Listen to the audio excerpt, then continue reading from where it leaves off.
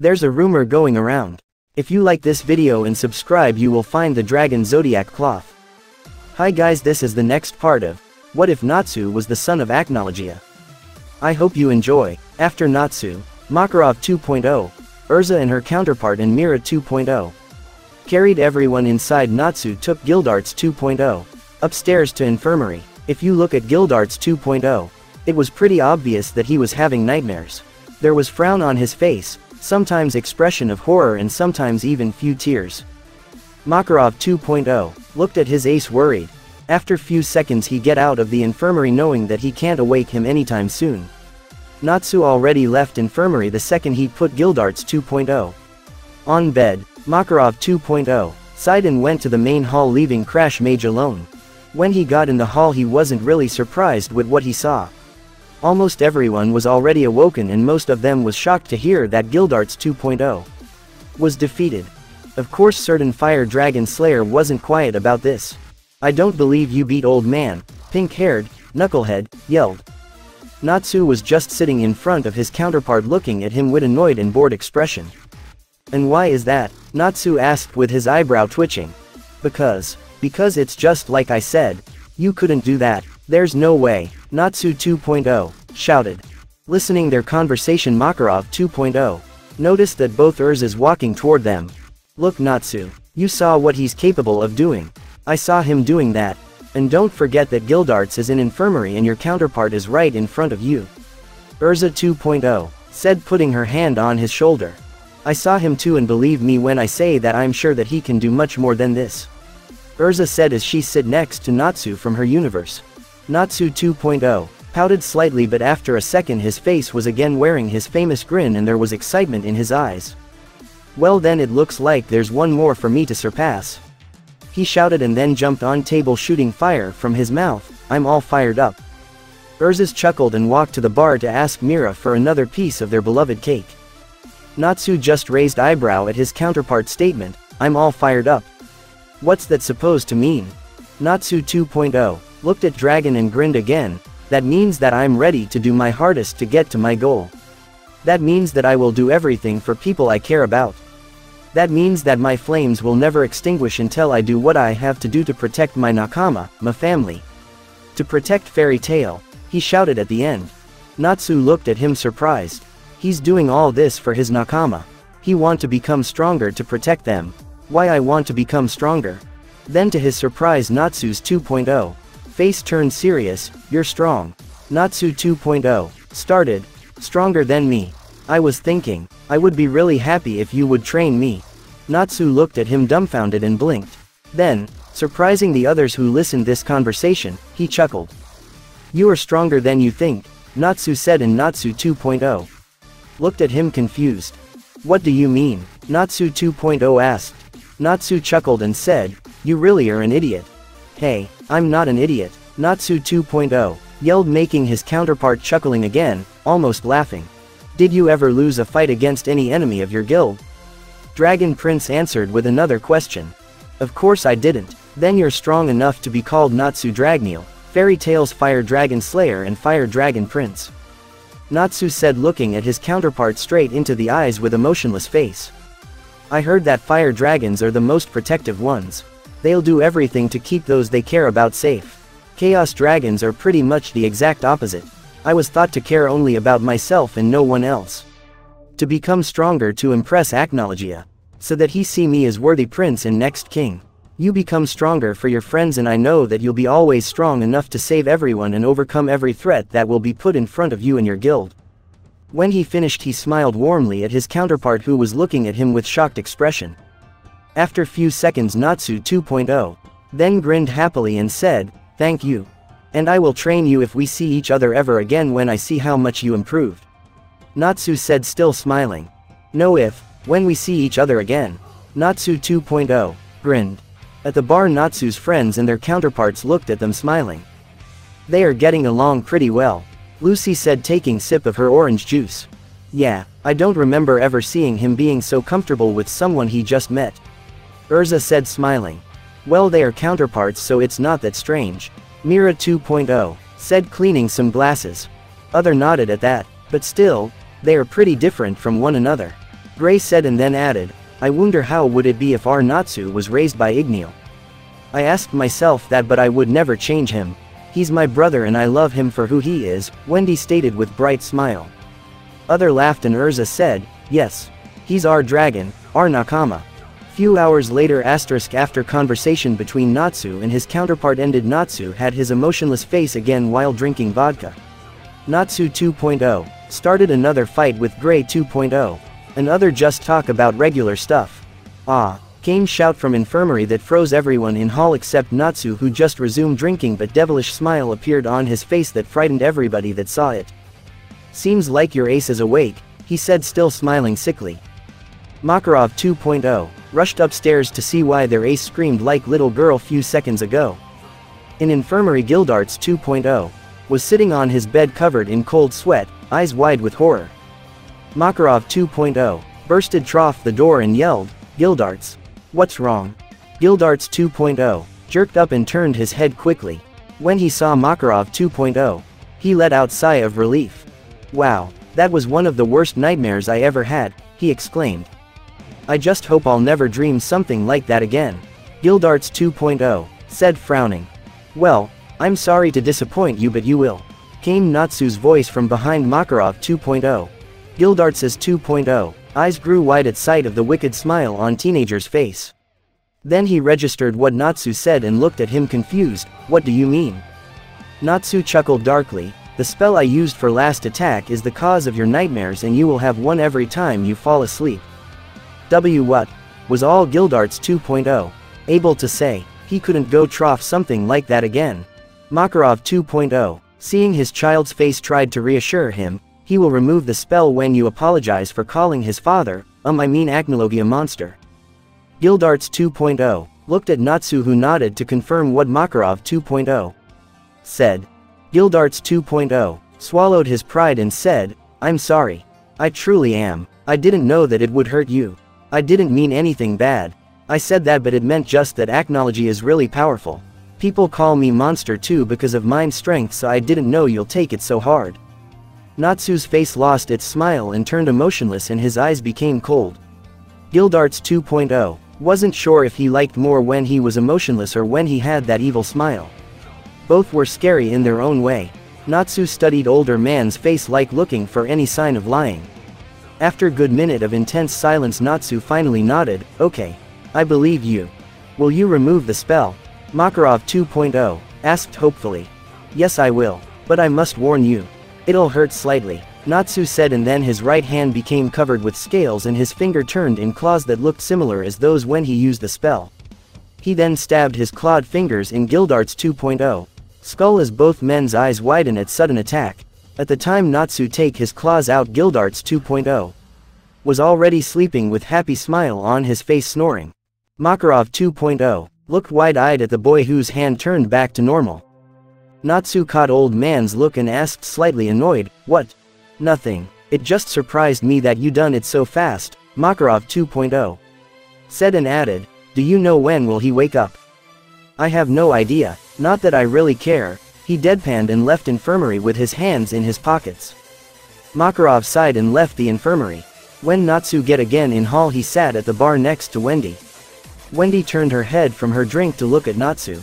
She smiled and asked, so you removed the spell? Yes, Natsu said shortly. He was getting tired. Turning to his demon form and fought 2 mages in the same day wasn't easy to do, especially if you slept only 2 hours that night, and in those 2 hours having one more of his many nightmares that were actually just memories from his childhood. It wouldn't be much of a problem since there were nights when he didn't get much sleep, but it rarely lasted entire week. Even thought he was really good at hiding it. Wendy knew him much better than any other at the bar and she could see that he was tired. You know which spell he used last? Gray 2.0 asked, looking at young dragon slayer.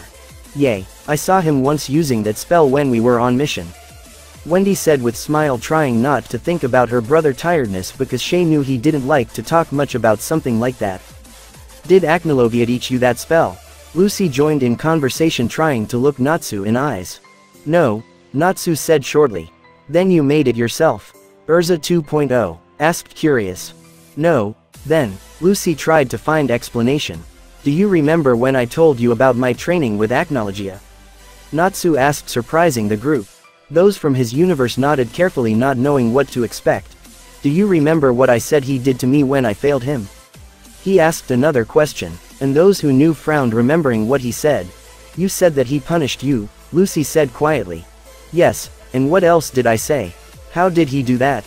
No one liked where this conversation was going. Physically and mentally using illusions, Urza said.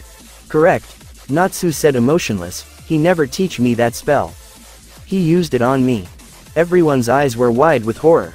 Lucy 2.0. Strauss sisters, Urza and her counterpart, and two little Wendy's covered their mouths in horror. I learned that spell after it was used on me couple of times.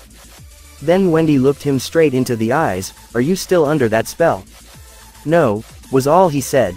No one at bar spoke around 30 minutes before Makarov 2.0 said, "It's getting pretty late. If you want you can go and sleep in infirmary and tomorrow we will send you home." They looked around and noticed that almost everyone had left already. Only those that sat at the bar stayed. Wendy looked at watch. 11:59 p.m. Well, get going. If you want, some of you can come to my apartment. Lucy 2.0 said as she get up and start walking out of the guild.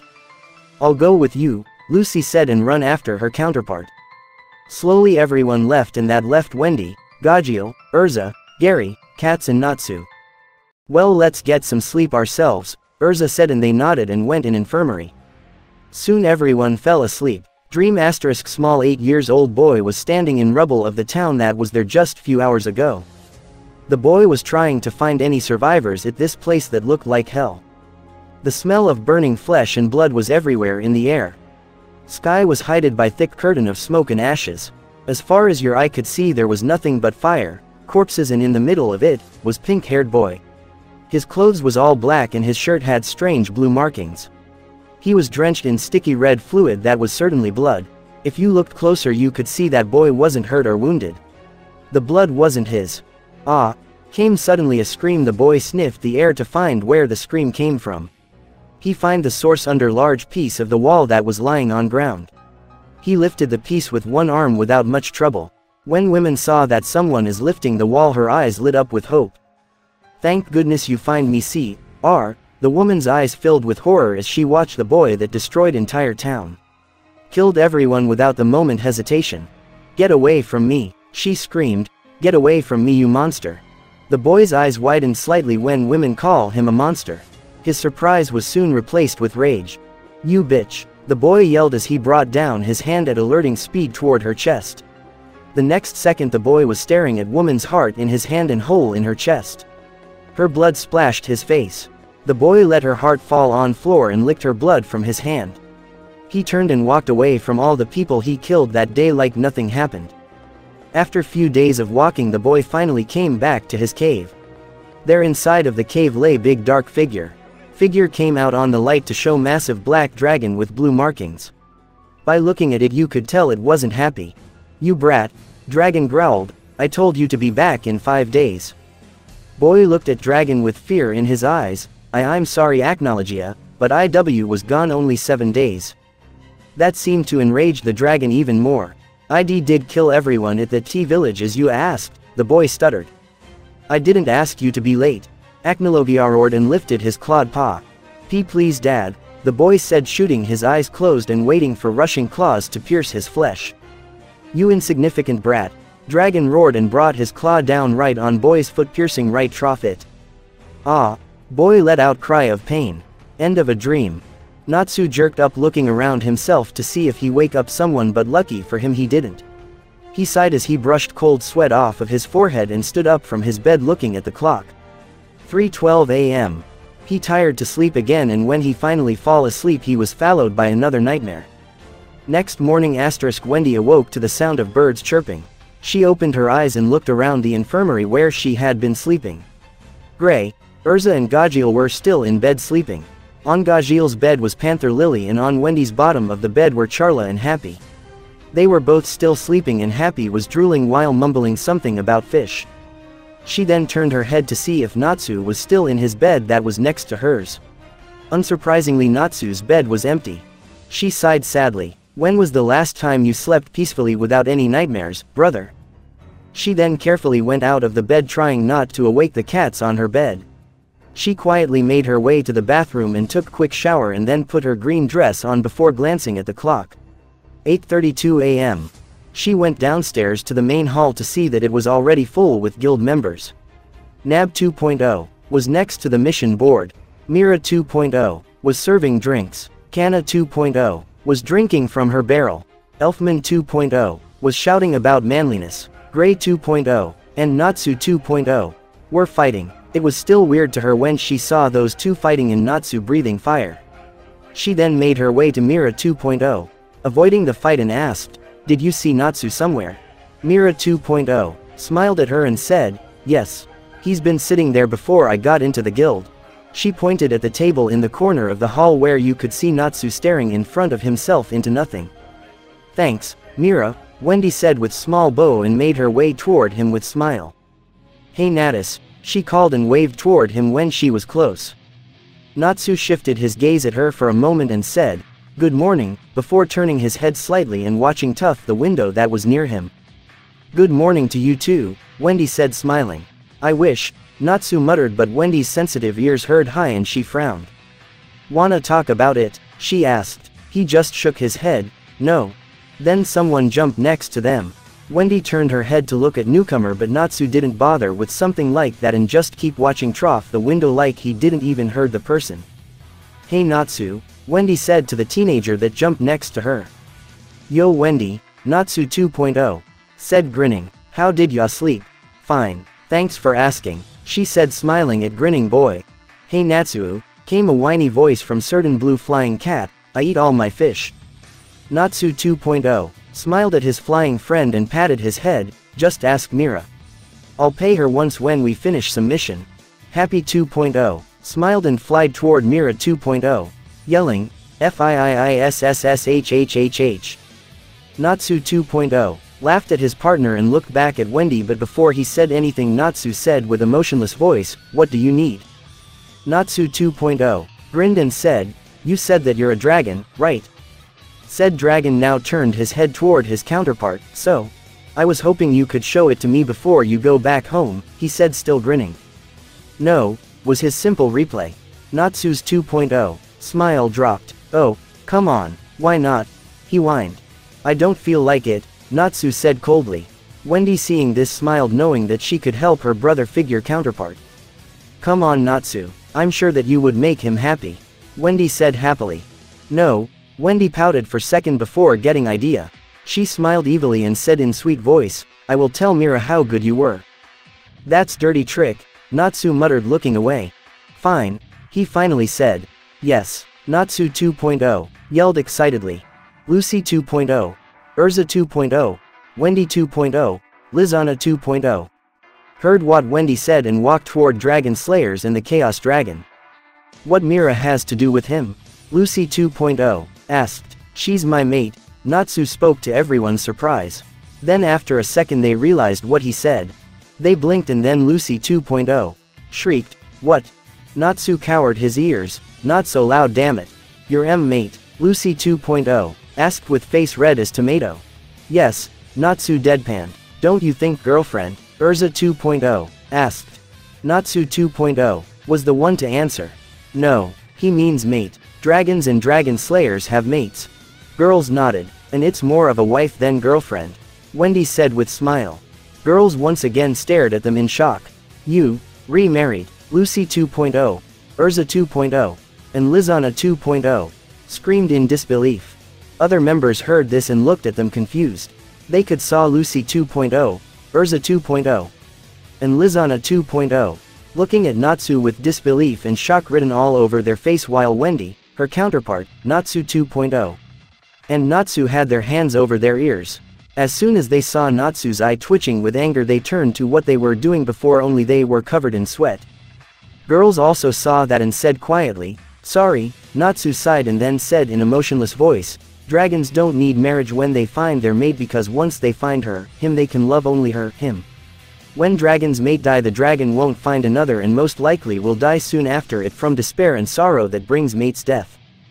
Girls gaped except Wendy for a second before saying, "Oh okay." There was an awkward silence for few minutes and only sound was Happy munching his fish. Then Natsu 2.0 clapped his hands and grinned saying, "So, will you show me your dragon form?" Later, Natsu said and stood up. He started walking out of the guild.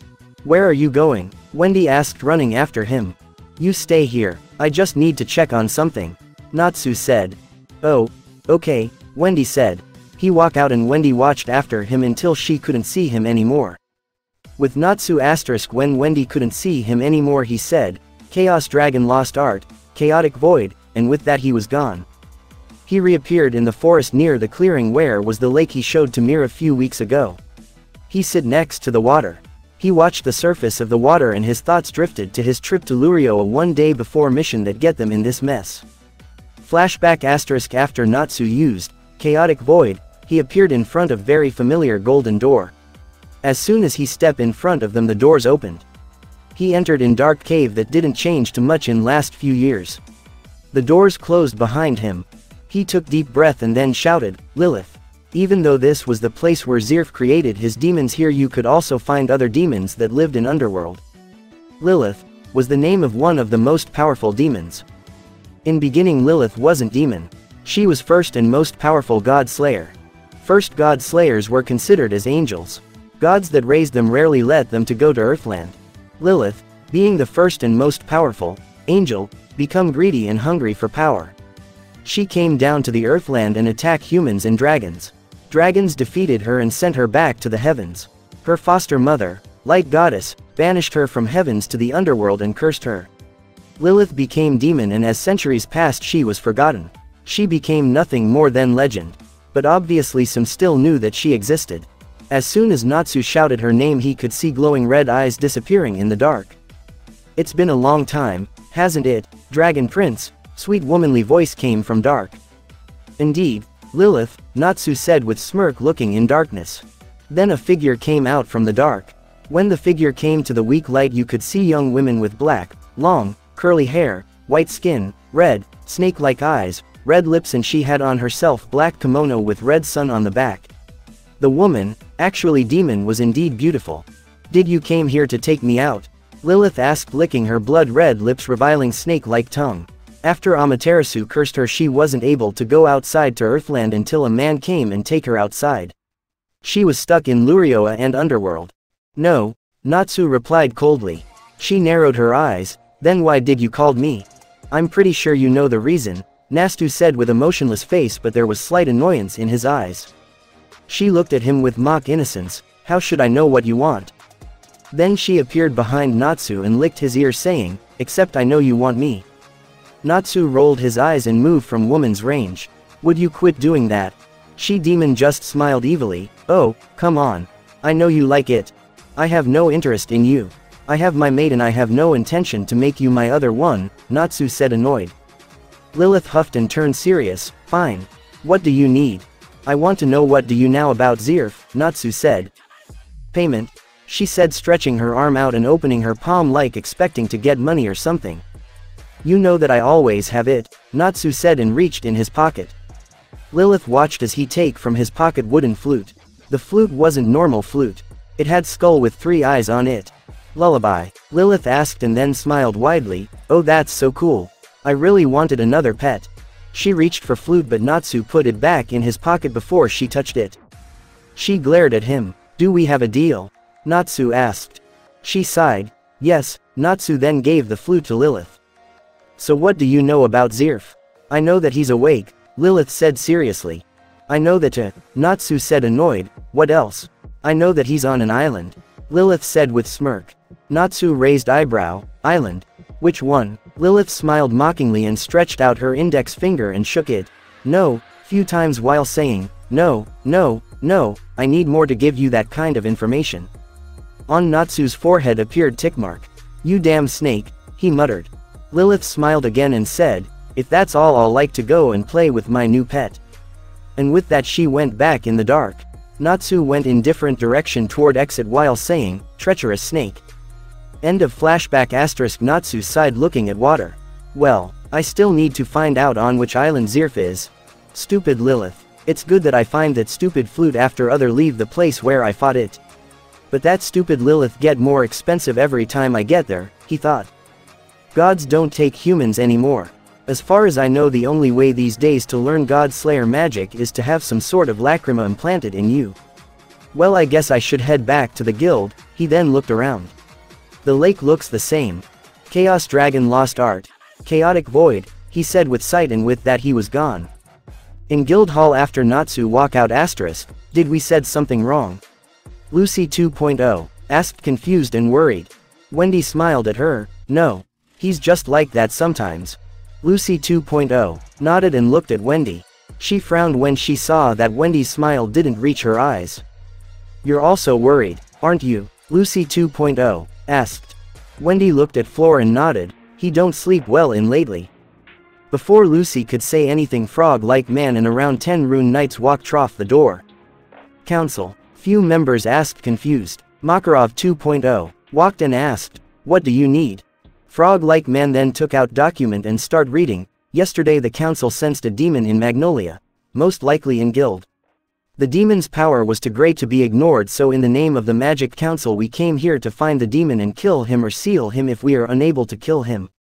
The guild Fairy Tale is asked if they want to help to catch the demon and if they had seen it. Fairy Tale mages stared at the frog dumbfounded. They blinked trying to understand about what the frog man is talking about. Makarov's 2.0, eyes widened. They must be talking about Natsu and his fight with Guildarts. He looked at Messenger and said, we did not saw any demon nor did we felt its power.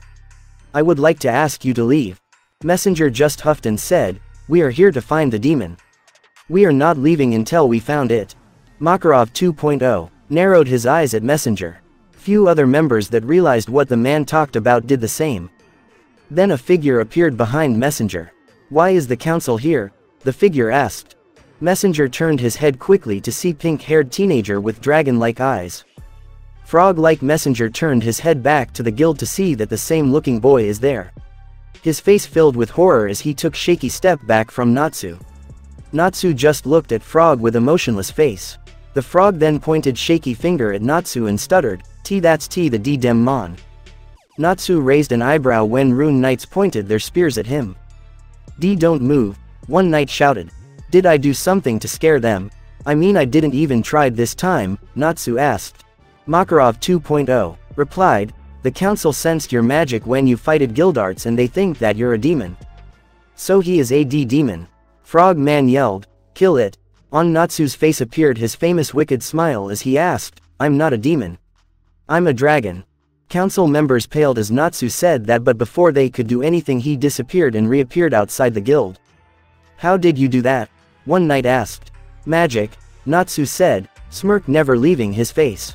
He raised his hand and warped it in chaos energy. Then suddenly around him shoot pillar of black and red energy. Inside the pillar you could see a figure that slowly changed its shape. The familiar sound of tearing skin and breaking bones filled the air. Hey Natsu, figure yelled, and Natsu's 2.0 eyes looked at figure. Yes? He asked confused. You wanted to see my dragon form? The figure's body start growing, watch carefully. Council members' eyes widened at sound of Natsu's voice.